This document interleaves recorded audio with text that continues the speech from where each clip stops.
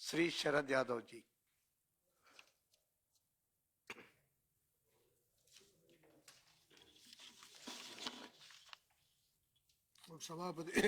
सभापति जी,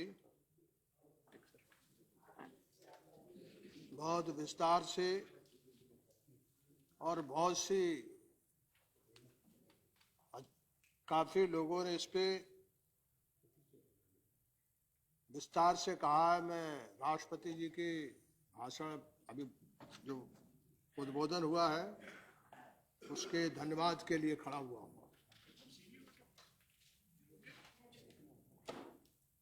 मैं एक बात कहना चाहता हूं कि इस दौर का एक बड़ा फैसला नोटबंदी का हुआ और इस सदन में एक दो पार्टी को छोड़कर के इस कदम को, चूंकि काला धन के खिलाफ लड़ाई थी, उसे लोगों ने स्वागत के साथ शुरू किया। लेकिन जो अभिभाषण है उसमें जिक्र तो उसका है, लेकिन इसके नतीजे क्या हुए?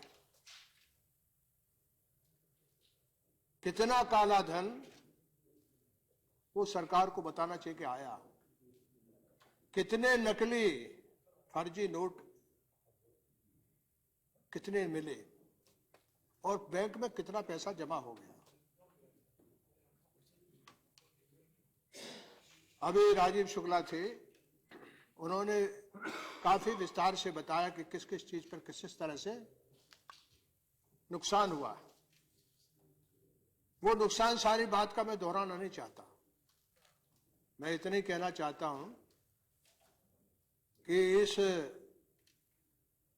सारे नोटबंदी के मामले की बड़ी आबादी है जो बहुत तकलीफ में आई। जो सब्जी उगाने वाले किसान हैं वो हिंदुस्तान में बहुत स्मॉल फार्मर्स हैं, या फिर वो किसी से खरीद करके लेते हैं, और उनकी लगभग मैंने पहचान की है, लोगों से अता पता लगाया है कि 3.5 करोड़ लोग हैं। वो 3.5 करोड़ लोगों का जो सब्जी पैदावार जो की है, वो इस नोटबंदी के मामले में जितनी ज्यादा दिक्कत और किल्लत और तबाही हुई है, वो जो आपके सब्जी भाजी पेरिशेबल आइटम जो उगाते हैं उनकी हुई।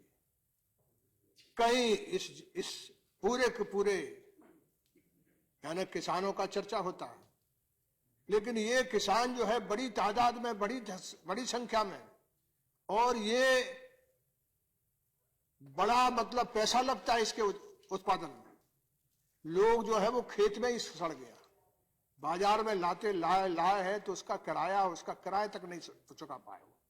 ऐसी हालत इसकी हुई है। बाकी और रोजगार कितने गए हैं? जो भारतीय जनता पार्टी और संघ का बीएमएस है, उसने कहा है कि करोड़ों लोगों का रोजगार चला गया है। उसके बावजूद इस अभिभाषण में कोई जिक्र नहीं है। इसमें जो कश्मीर है, कश्मीर में बहुत कभी इतनी हालत नहीं बिगड़ी जितनी आज है। ये अभी ऐसा मौसम है जिसमें लोग नहीं बोल रहे हैं, लेकिन इस मौसम के खत्म होने के बाद जैसे ही बर्फबारी पिघलेगी, बर्फबारी जाएगी, ये सीजन जाएगा, उसके बाद कश्मीर के हालात बहुत बिगड़ेंगे। मैं आपके माध्यम से सरकार से कहना चाहता हूं, अभी मौका है, आप इस सवाल को हाथ में लीजिए। आपने एजेंडा फॉर अलायंस जो रखा है, उसमें आपने सब तरह के लोगों से बात करने का कहा था। वहां 70 लोग जो हैं वो यानी पैलेट गन से और गोलियों से चले गए। हमारे सिक्योरिटी फोर्स के लोग चले गए कि जान चले, हलाक हो गए। हालात बहुत तनावपूर्ण है। आपके जो नेशनल एजेंडा है उसमें आपने जम्मू कश्मीर में हिंदुस्तान के, आप ताज्जुब करेंगे कि आधा एनटीपीसी का जो प्लांट है उससे जो आमदनी है वो आधी होती है। लगभग 8 या 9 वहां प्लांट लगे हुए हैं। आपने अपने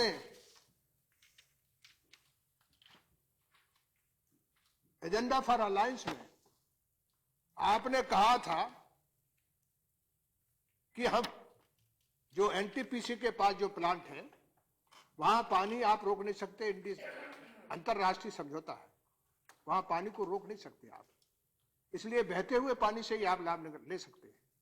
उस बहते हुए पानी से हमने 8-9 प्लांट बना के वहां रखे और हिंदुस्तान की आधी एनटीपीसी का जो लाभ होता है, जो जनरेशन होता है, वो अकेले जम्मू और कश्मीर से होता है। आपने एजेंडा में खुद ही रखा है, अलायंस में रखा हुआ है। वहां की सरकार, वहां के सब लोग आपसे लगातार मांग करते रहे, हर सरकार रही, अब तो आपकी सरकार है, उसमें दो या तीन वहां की जो माली हालत है उसको ठीक करने के लिए 1, 2 या 3 शुरुआत तो करिए। यानी वहां की जो जनता है वो कई तरह के नारे लगा रही, वो देश की चिंता का सवाल है, लेकिन वो सवाल जो है वो आप कोई ना कोई, जैसे दुलहस्ती है, बुरसर है, सलाल है, पावर है, उरी है, दुलस्ती है, ऐसे बहुत से लोग हैं, मैं ज्यादा समय नहीं दूंगा, इनमें से 20 मिनट और है नहीं, मगर जो बहुत सी चीजें कहना मुझे। तो ये कश्मीर का मामला जो है उसमें कहीं ना कहीं ये महसूस होना चाहिए, ऐसा लगना चाहिए, अभी वहां बहुत से लोग गए थे जो वापस भी आए, एक जसवंत सिन्हा के नेतृत्व में वहां लोग गए थे, वो सरकार से, हम सब लोगों से आग्रह करके कह रहे हैं कि यही वक्त है जिस पर बातचीत करके रास्ता निकालना चाहिए, और बातचीत हर तरह के लोगों के साथ करिए, देश बनाने के लिए, देश को ठीक रखने के लिए। हम कितने तरह की समस्याएं हमारे सामने आई है, किसी की सरकारें रही हो, लेकिन उन सरकारों ने उन समस्याओं का समाधान करने का काम किया।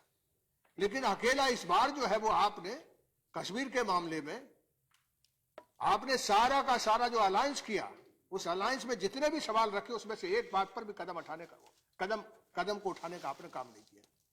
इसलिए मेरा आपसे निवेदन है, आपके माध्यम से सरकार से निवेदन है कि ये वक्त है, पहल करे सरकार। और आप सर्जिकल स्ट्राइक कह रहे हैं, मैं मानता हूं कि इस दौर में जितना बॉर्डर पर जितना तनाव रहा, जितने लोग हलाक हुए, वो कभी किसी दौर में नहीं रहे, मैं उसके विस्तार में नहीं जाऊंगा, लेकिन ये सारी समस्याएं कश्मीर के चलते हैं। इसलिए हमको कश्मीर को ठीक करने के लिए, कश्मीर की समस्या का समाधान करने के लिए किसी से कहीं तक भी बात करना पड़े, जो पहले हम करते रहे, वो विकट समस्या है। इसलिए हमको उसका अभी मौका है इसको ठीक करने का। इस पूरे के पूरे भाषण में 10 लाख करोड़ इस देश में आदिवासी लोग।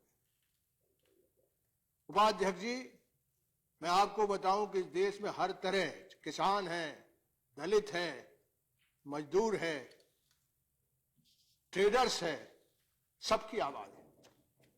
यदि कहीं किसी एक तबके की आवाज नहीं है, तो वो आवाज जो है वो अकेले जो ट्राइबल लोग हैं, जो जंगल में चले गए, आदिवासी लोगों की, बेजवान लोग हैं।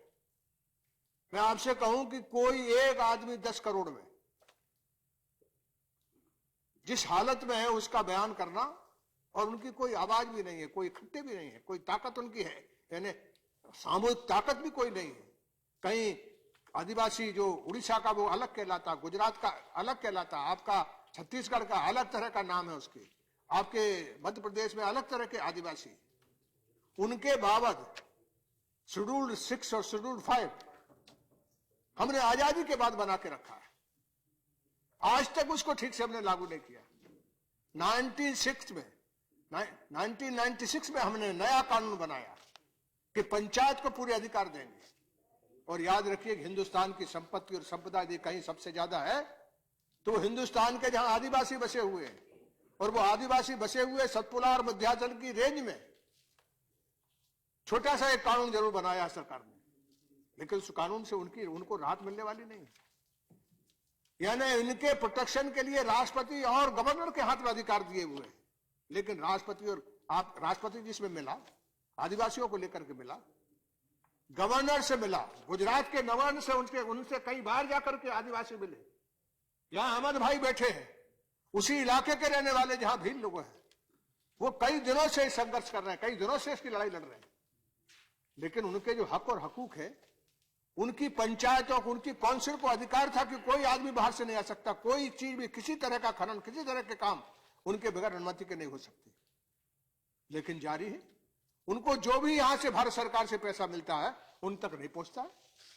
ये वही हालत नहीं है मध्य प्रदेश में, वही हालत है, वही छत्तीसगढ़ में हालत है, वही झारखंड में हालत है, वही उड़ीसा में हालत है। यानी भारत सरकार, देश की सरकार यदि हिंदुस्तान के 10 करोड़ आदिवासियों के बारे में, और ये राज्य की सरकार यदि उसके बारे में ध्यान नहीं देंगी, तो हिंदुस्तान का एक बड़ा हिस्सा जो इतने सीधे, इतने बेजुबान, इतनी तरह की यानी जंगल में बचे थे, वही सबसे ज्यादा संपत्ति है, वही सबसे ज्यादा खनिज है। इसलिए सबसे ज्यादा तबाही, सबसे ज्यादा बर्बादी उन्हीं की हो रही है। लेकिन उसके बारे में जो प्रोटेक्शन कानून में, संविधान में है, उन संविधान में जो प्रोटेक्शन मिला हुआ है, उस प्रोटेक्शन को वो कोई किसी तरह से, मैं राष्ट्रपति जी से मिला, उनका अभिभाषण है, कहीं मैंने जिक्र नहीं देखा कि इतनी बड़ी आबादी के बारे में आपका क्या, कहीं इसका किसी तरह का भी जो शेड्यूल 6 है, शेड्यूल 5 है, वो कहीं लागू नहीं है। तो आपकी कहने में सरकार से कहना चाहता हूं कि ये देश मजबूत नहीं हो सकता। यानी हिंदुस्तान का इतना बड़ा तबका जो पूरी तरह से सीएनटी एक्ट और उसको अमेंड करने झारखंड में सीएनटी और एसपीटीआई भाई बोलने दो बताऊंगा। ये झारखंड में एक कानून बना है और वहां छोटा नागपुर में उस पर काफी आंदोलन हुए, लेकिन वो सिर्फ वो कानून जो बना उसके चलते वहां के जो आदिवासी उनकी खेती और जमीन को हड़पने का खेल है। और ये मेरे साथी हैं, इन्होंने मुझे याद दिलाया, इतना आंदोलन बड़ा है कि सारी पार्टियां उसमें लगी हुई है, लेकिन सरकार जो है वो वाजिद है, बिल्कुल अड़ी हुई है कि नहीं हम तो ये काम करेंगे। इस तरह के हालात हैं, इस तरह की स्थिति है आदिवासियों के बारे में। फिर इस देश में सारी उपसभापति सारी सब समस्याओं की जड़, समस्याओं का सबसे बड़ा हमारे यहां एक बड़ी गंभीर समस्या है, और वो समस्या तो हमको ही निदान करना पड़ेगा। यानी जो सामाजिक विषमता, सोशल डिस्पैरिटी है, उसके चलते इकोनॉमिक डिस्पैरिटी है। मैं फिर आपसे निवेदन करना चाहता हूं कि जो सामाजिक विषमता है, यानी जो सोशल डिस्पैरिटी है, वही सब चीज की जड़ है, वही सब चीज की जननी है। ये जो इकोनॉमिक डिस्पैरिटी है, इसके बाबत तो स्टैंड अप है, स्टार्टअप है, मुद्रा है, मेड इन इंडिया है, स्वच्छ भारत है, कई तरह के काम, कई तरह के आज यही सरकार नहीं कर रही, आने वाली सरकारें कई बार की है, सबने किया है, लेकिन उनके तक जाते ही नहीं है, परकुलेट ही नहीं होता है।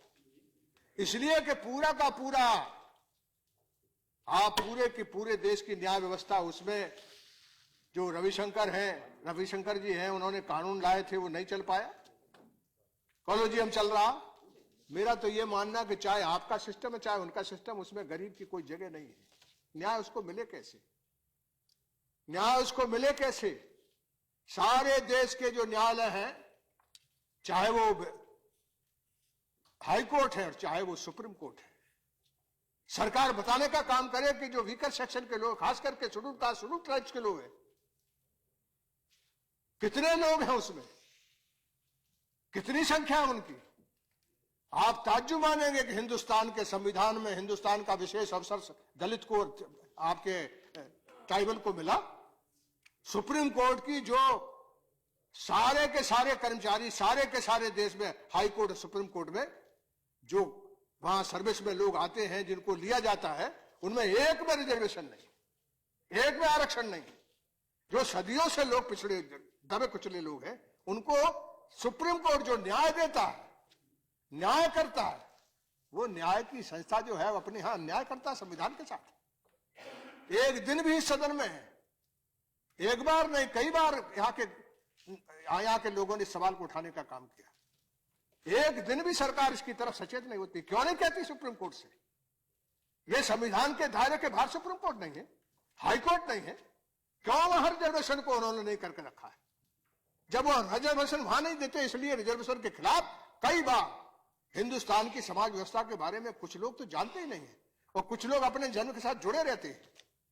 ये जो दलित लोग हैं, जो आदिवासी लोग हैं, ये हिंदुस्तान की 1/4 आबादी है। ये 1/4 आबादी के बारे में जो लोग वहां बैठे हुए हैं, वो अपने नीचे अपने यहां जो भर्ती करते हैं उसमें न्याय नहीं करते हैं, तो वो इसका जो भी सवाल जाता है तो सुप्रीम कोर्ट में हमेशा जो दलितों के और आदिवासियों के हक मिले उनको गिराने का, उनको खत्म करने का लगन निरंतर प्रयास करता है। क्रीमी लेयर संविधान के अंदर कैसे आएगी भाई? कभी यह सदन उसको हटाता नहीं है। और क्रीमी लेयर यदि उन्होंने लगा दी है तो हम लोग क्यों नहीं बढ़ाते? यानी क्रीमी लेयर के जो लोग हैं, अभी 50 लड़के पास हो गए, वो कंप्लीट कर गए। बैकलॉग इतना ज्यादा, बैकलॉग इतना बड़ा है कि इसकी कोई आप इंतहा नहीं देख सकते। मेरे पास समय नहीं है, मैं आपको सामने रखता है तो बैकलॉग इतना है, कई डिपार्टमेंट, कई इलाके तो भर्ती नहीं करते, इतना बड़ा बैकलॉग है। और सरकार जो है वो ये कह रही है कि हम देश बना रहे हैं। ये राष्ट्रभक्ति का जो गीत है, वो इतनी बड़ी आबादी जो है, 2/3 लोग हिंदुस्तान के, 80% लोग जो किसान हैं, दलित हैं, पिछड़े हैं, 80% है, वो बलशाली नहीं होंगे, वो ताकतवर नहीं होंगे, कैसे ये देश मजबूत हो जाएगा? कैसे ये ताकतवर हो जाएगा? उनके बारे में उनके बारे में कोई चिंता है इससे? राष्ट्रपति जी के अभिभाषण में बैकलॉग के बारे में कोई बात है? कानून का पालन नहीं हो रहा, इसके बारे में कोई बात आपने कही है क्या? मैं आपसे निवेदन करूं कि कुछ नौजवान, कुछ लोग इसमें काम करते हैं। ये आरटीआई में एक एक्टिविस्ट है राजनारायण, वो काम करता है, उसको एम्स में कहा है कि वो आ ही नहीं सकता है। कई तरह के उससे गलत केस चला जा रहा है। यानी न्याय के लिए लड़ाई लड़ना भी मुश्किल है, यह हालत है। मैं आपसे थोड़ा इसके बारे में समझाने के लिए, कहने के लिए, सदन में सच्चाई को रखने के लिए कुछ बातें कहना चाहता हूं। सुप्रीम कोर्ट का हालत, हाई कोर्ट का हालत मैंने बताया आपको कि हिंदुस्तान के लोग जो है, दलित है, कोई भी वीकर सेक्शन का लोग, उनको न्याय कैसे मिल सकता जो न्याय अपने यहां नहीं करते? उस न्याय जो संविधान में दिया हुआ है, उस संविधान के न्याय को जो लोग बराबर काटने का, छाटने का काम करते हैं, जिन्होंने संविधान के विपरीत ये क्रीमी लेयर लगाया। अरे सदन के पास ताकत है, सरकार के पास ताकत है, क्यों नहीं बढ़ाते? आज तो चपरासी का बहुत बड़ा तनख्वाह है, तो जिसके पास साधन नहीं होगा, ये इज्जत का मामला, सम्मान का मामला है, ये पैसे का मामला नहीं है। सामाजिक जो एक तरह की सामाजिक विषमता है, उसमें जो इज्जत, मान, सम्मान, सब तरह का शोषण हो जाता है, उसके बाबत है वो। अब आपको मैं निवेदन करूं कि भारत के जो कॉलेज है, जिसमें लेक्चरर है, प्रोफेसर है, यूनिवर्सिटीज है,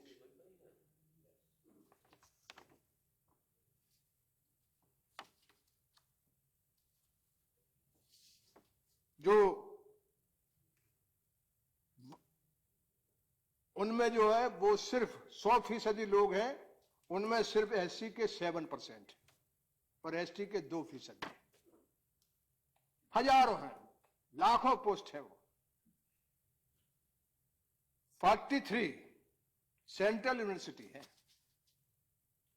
43 यूनिवर्सिटी है, सेंट्रल यूनिवर्सिटी है। वाइस चांसलर कितने हैं? शेड्यूल कास्ट के 0 और आदिवासी कितने? अभी अमरकंटक में एक यूनिवर्सिटी बनी, उसमें एक आदमी रखा है। बताओ कैसे देश बने? बताओ कैसे ये मजबूत बने? कैसे देश का कहते हमारा देश जो है वो, राज्य जो है वो मजबूत, बहुत मजबूत होगा। ये कौन? मुट्ठी भर लोग।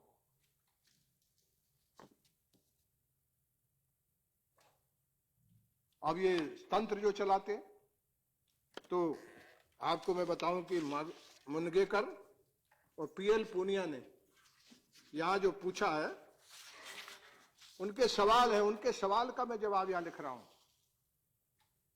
उपाध्यक्ष जी, मैं कोई दूसरी बात नहीं कह रहा हूं, सरकार के जवाब है इनके पूछे हुए जो दलित लोग हैं, जो यहां उन्होंने जो सवाल पूछे ट्राइबल लोगों ने, उससे कोई कहना चाहता हूं। यानी पूरे जितने सचिव हैं,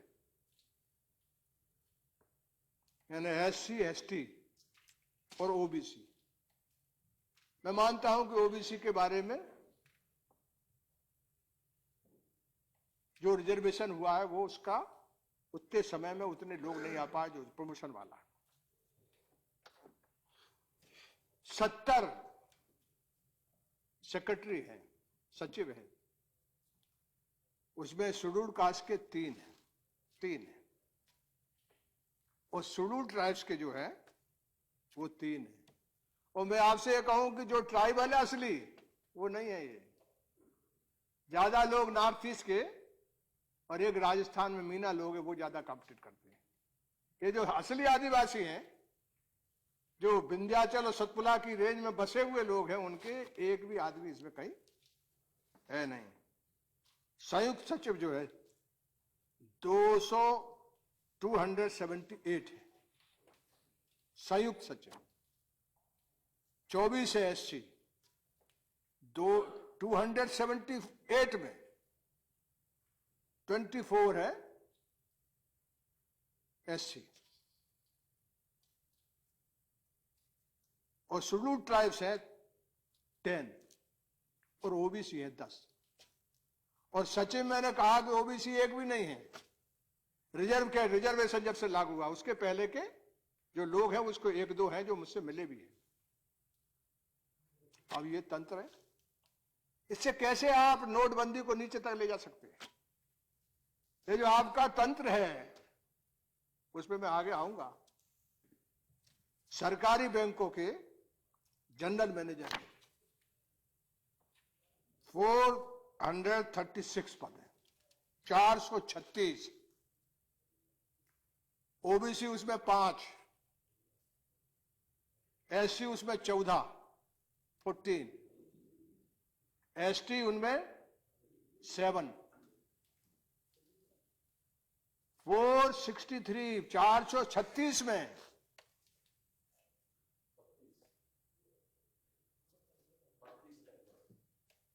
नहीं 436 में 32 है। 32, हाँ 32 थोड़ा ठीक जोड़ा आपने, 32 है। ये बैंक जो हमारे सरकारी बैंक है इनमें ये हालत है। सरकारी बैंकों के डिप्टी मैनेजर कुल है 1216 1216। OBC कितने 14 SC कितने 72 72। ST कितने हैं? ये शेड्यूल ट्राइब तो सबसे नीचे है। मैं आपसे कहूं, मेरी चुनौती सरकार सर्वे करा ले कि जो विंध्या और सतपुड़ा के बीच में जो आदिवासी रहते हैं, चाहे वो उड़ीसा का है, चाहे वो मध्य प्रदेश का है, चाहे वो आपका छत्तीसगढ़ का है, चाहे वो आपका गुजरात का है, चुनौती देता हूं मैं, चलो इनमें से कोई 2 आदमी अफसर भी बता दोगे, 3 अफसर भी बता दोगे आइए इसमें, तो मैं आपकी बात मान जाऊंगा। इनको नहीं है, दूसरे लोगों के हाथ जाता है ट्राइबल के नाम से। कोई सुनने को तैयार नहीं, सोचने को तैयार नहीं।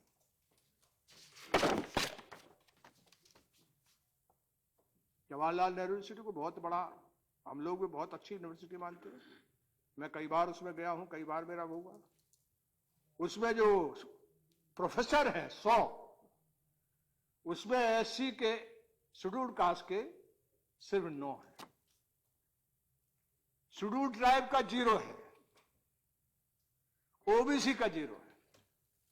ये 80% आबादी जो है, ये इससे नदारत है, ये इससे नदारत है।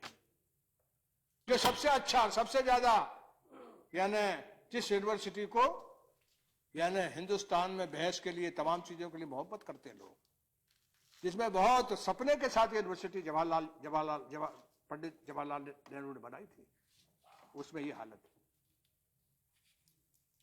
और उसमें बुरी और आंकड़े उसमें मैं दूंगा तो उसका समय चला जाएगा। सुप्रीम कोर्ट की हालत का मैंने आपको बताया।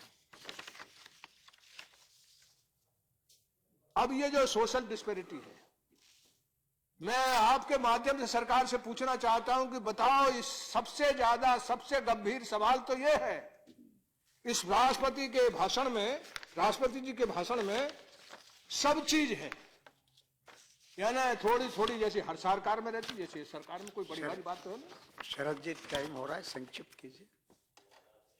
यानी सबका साथ है, रेल बजट है, इसका जनशक्ति है, स्वच्छ भारत मिशन है, एलपीजी में 2.2 करोड़, सब तरह के आर्थिक इकोनॉमिक मामले में सब तरह के वर्णन है आपके।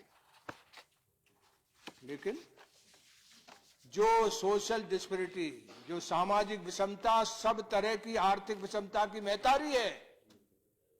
जान लीजिए, मैं आपके माध्यम से कहना चाहता हूं पूरे सदन में, पूरे देश से, यदि इस समस्या का निदान नहीं निकाला आपने तो जान लीजिए हिंदुस्तान जो है न मजबूत हो सकता, और आज नहीं तो कल बगावत होगी।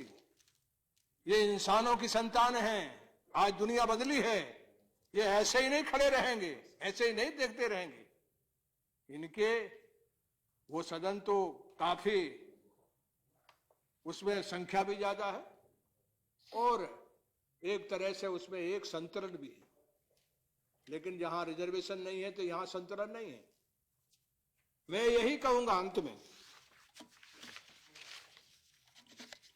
कि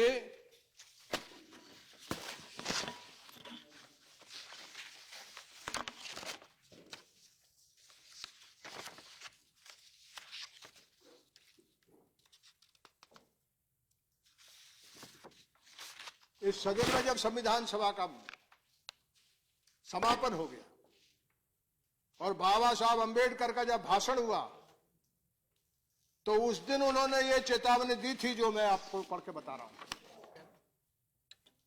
बाबा साहब भीमराव अंबेडकर ने संविधान सभा के आखिरी भाषण में कहा था कि देश को सामाजिक और आर्थिक गैरबराबरी से लड़ाई लड़नी होगी।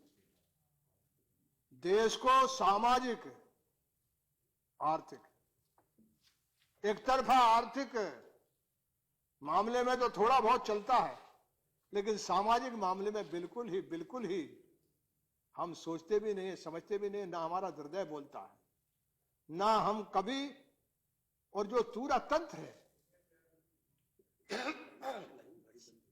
आर्थिक, संसद भवन की यह इमारत, संसद भवन की इमारत इनकी इस बात की गवाह है। उन्होंने कहा था कि सामाजिक और आर्थिक गैर बराबरी के रहते भारत एक राष्ट्र नहीं बन पाएगा। उन्होंने चेतावनी दी थी अगर गैर बराबरी खत्म नहीं हुई, ये हो गया, नहीं किया, गैर बराबरी खत्म नहीं किया गया तो व्यवस्था से नाराज लोग इस पूरे संवैधानिक ढांचे को चरमरा देंगे, गिरा देंगे। तो अंत में मैं यही कहूंगा, नहीं मैं समझ गया, मैं बैठना चाहता हूं। अंत में मैं यही कहूंगा कि राष्ट्रपति जी के अभिभाषण में जो भी सारी जो चीजें हैं और उसमें जो नोटबंदी के बारे में पूरे सदन में हर मेंबर ने बोला, मैं आपसे कहूं, इस सरकार से कहना चाहता हूं, नोटबंदी के चलते पूरे देश भर में जितनी तरह के दलाल पैदा हुए कभी उतने नहीं हुए। पहले दिन से लोग 1000 के 800 ले लो, फिर घटते घटते 1000 के 900 ले लो, यहां से वहां तक जो तंत्र है आपका, वो तंत्र न्याय संगत नहीं है। इसलिए मैं कह रहा हूं, उस तंत्र में सब तरह के लोग होता, भारतीय समाज के हर हिस्से के लोग होते, तो आपकी नोटबंदी भी आप जो चाह रहे थे या कर रहे थे उसमें से कुछ निकलता। लेकिन उसमें इसलिए कुछ नहीं निकला कि आपका जो तंत्र है वो तैयारी नहीं किसी तरह के, चाहे वो जितने भी प्रोग्राम आपने दिए वो इसलिए फेल हो रहे हैं कि जो आपका तंत्र है वो नीचे तक बेईमान है। इंदिरा आवास से लेकर के हर तरह की जितनी भी सुविधाएं आप देते हो, कोई ना कोई रास्ता, ये जो तंत्र है, जो जिन लोगों से बना हुआ है, उनका मन वहां बने रहने के लिए, हिंदुस्तान के इतने बड़ी आबादी को दबाए रखने के लिए, शोषित रखने के लिए, इज्जत, मान, सम्मान, संपत्ति, संपदा, सब चीज का शोषण करके उसको फिर से वहीं के वहीं रखने के लिए ये काम होते रहता है। इसलिए मेरी आपसे विनती है, आपके माध्यम से सरकार से, कि ये भाषण अधूरा है, ये भाषण पूरी तरह से अधूरा है, हिंदुस्तान को बनाने वाला नहीं है। और हिंदुस्तान को बनाना है तो निश्चित तौर पर हमको हर अभिभाषण में हिंदुस्तान की जो 80% आबादी है उसको, जो संविधान में थोड़ा बहुत भी हिस्सा दिया है, उस हिस्से को नहीं पूरा करेंगे। एक नंबर 2, पूरे देश में जो लूट है उसको भी रोक करना है तो सबको हिस्सेदारी बनाना पड़ेगा। इन्हीं शब्दों के साथ मैं अपनी बात को यही समाप्त करता हूं। बहुत बहुत शुक्रिया, बहुत बहुत धन्यवाद। श्री